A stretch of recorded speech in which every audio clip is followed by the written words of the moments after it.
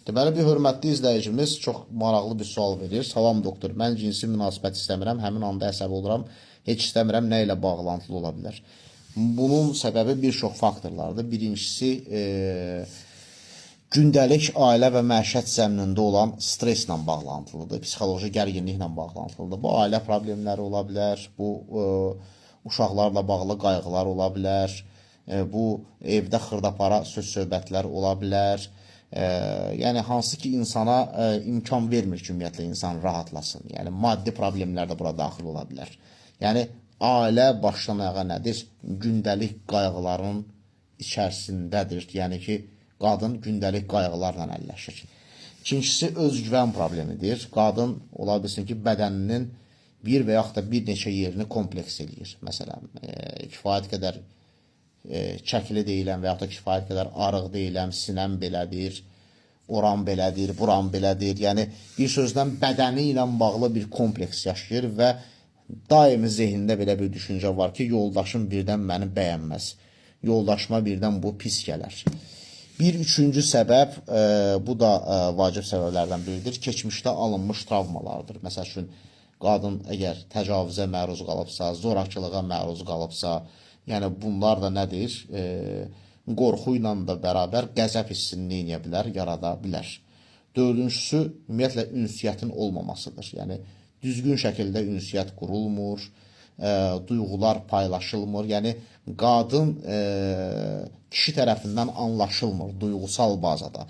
Biz onu qeyd eləməliyik ki, kişi üçün kommunikasiya məhz birbaşa olaraq hansısa problemi həll eləmək üçün, bir nəticəyə gəlmək üçündür. Lakin qadın üçünsə ünsiyyət duyğusal olaraq anlaşılmaq deməkdir. Orada da bir problem ola bilər. 5. Bədənində hər hansı bir, deyək ki, narahatçılıq ola bilər. Ağrılar ola bilər. Deyək ki, cinsi əlaqə zamanı disparoniya ağrılar ola bilər. Və yaxud da vaginizm ola bilər. Və yaxud da cinsi orqanda həddindən artıq çox darlıq ola bilər və yaxud da ola bilsin ki, orada çox genişlik ola bilər, sulanma ola bilər. Yəni, bütün bunların hamısı qadında zövq almamağa, narahat hisslər keçirilməsinə gətirib çıxarda bilər. Elə eyni zamanda cinsi orqanın qadınlarda quruluğu da buna aiddir. Yəni ki, bu da cürbəcür problemlər yarada bilər. Daha sonra emosional bağın, necə deyirlər, zəifliyi də buna səbəbiyyət verə bilər. Yəni, qadın ümumiyyətlə heç aşiq deyil. Elə qadınlar var ki, ümumiyyətlə buna çox həssasdırlar. Yəni, eşq olmadan münasibət yaşaya bilmirlər. Təbii ki, belə qadınlar ümumiyyətlə istənilən fiziki kontaktdan, fiziki, deyək ki, narahatçılıqdan neynirlər? Daha doğrusu fiziki kontaktdan qaçmaq istəyirlər. Nəinki cinsi, necə deyirlər, münasibət. Ona görə də kişinin toxunuşları ona pis gəlir. Və bir 7-ci səbəb olaraq qadında belə bir inanc var ki, mən hökmən, necə deyirlər, öz arzularımı, istəklərimi bastırmalıyam, kişinin istədiyi şəkildə olmalıyam, yəni kişini daimi onun elə bir ki, öncəliklərini üstün tutaraq onu təmin eləməliyəm. Yəni, mənim arzularım, cinsi arzularım və yaxud istəklərim o qədər vacib deyil. Hətta mən ağrısam da, narahat olsam da, yəni, o nə istəyir, mən onu eləməliyəm. Bu da əslində bir inancdır. Və belə olduqda qadın istər-istəməz zamanla öz dəyərlərindən vazgeçmək məcburiyyətində qalır ki, bu da nədir? İnsanda qəzəb emosiyasını yaradır.